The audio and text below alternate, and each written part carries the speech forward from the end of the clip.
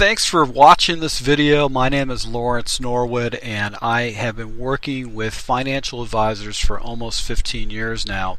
And I want to share with you some of the different tips and strategies that I have picked up over the past decade or so working with financial advisors, working with insurance agents, and top producers throughout the United States. Now today I want to talk about probably one of the biggest challenges that a lot of major organizations have, whether they're IMOs, FMOs, or brokerage houses, or just offices that want to go ahead and recruit the top people to work underneath them for production. And I want to talk to you about the keys to the kingdom. Basically, 3 ways that you can generate more opportunities, more recruitment opportunities for your firm by focusing on 3 things that what producers want to get information about. So I've been working with IMOs and FMOs, and I see a lot of their value propositions and the things that they promote about their business, and I'd have to say probably well over a majority of them get it wrong. They'll promote products, they'll promote their commission structures, and that's all fine and well, but it's not really going to move the needle on with getting producers that want to switch your contracts over to you, or they want to go ahead and they're motivated to go ahead and do business with you. So there are 3 things that has been disclosed to me by top producers and top FMOs and IMOs that is going to indicate basically what is going to motivate people to raise their hand, what agents and broker and advisors are going to do to raise their hand for recruitment. And I'm just going to go a little bit high level right now, and then I'll kind of jump into some of the details and try to give you examples and how you can leverage this. First and foremost, when it comes to recruiting potential agents that you want to go ahead and contract, you want to think about sales tips, sales process, or methodologies that you can share with them to generate more sales.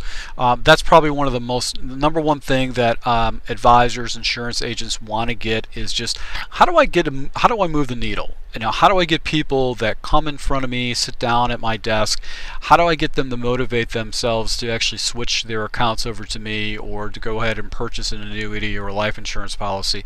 What is going to motivate them to do that?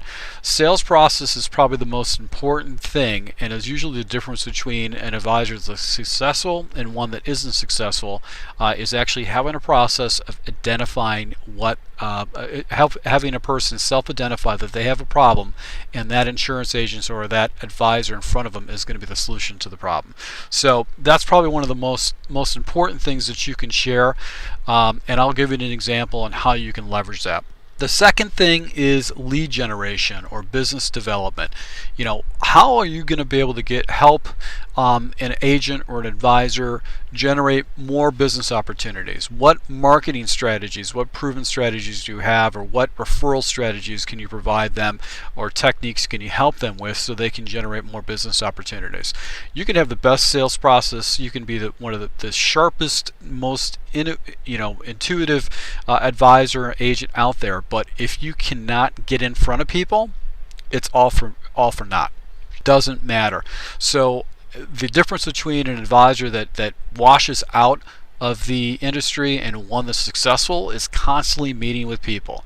Now, you can have them chip away and network and just basically call the entire world and go to networking events, but that's going to turn a job that really is supposed to be very friendly to their schedule into a 100-hour week job. So what you really want to do is try to find the fastest way to people to get to the opportunities to go ahead and move the needle and get them in front of people so they can practice their sales process. The final thing that you want to take a look at, and things that you want to advertise and to generate interest with your IMO, FMO, or brokerage, is practice management. How can you teach and how can you help an advisor be more efficient with their time? How to go ahead and lower the amount of paperwork they can do, or how can you teach them to be more efficient, lower their costs, make them a better producer because they're not spending a bunch of time on paperwork or hiring the wrong staff. So practice management would be a third topic. So high level, once again, is sales process, lead generation, and then practice management.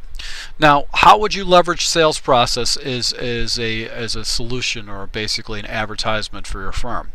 Well, instead of actually advertising, say, the next greatest annuity with the best caps, you can go ahead and teach your advisors or your insurance agents to say, these are the type of these are the type of questions you should be asking for someone that might be conscientious of caps, or they want a guaranteed rider. These are the type of questions you should be asking in your meetings so that you can identify someone that's going to be a good fit for this type of product. So when you provide that solution, they've already divulged it to you.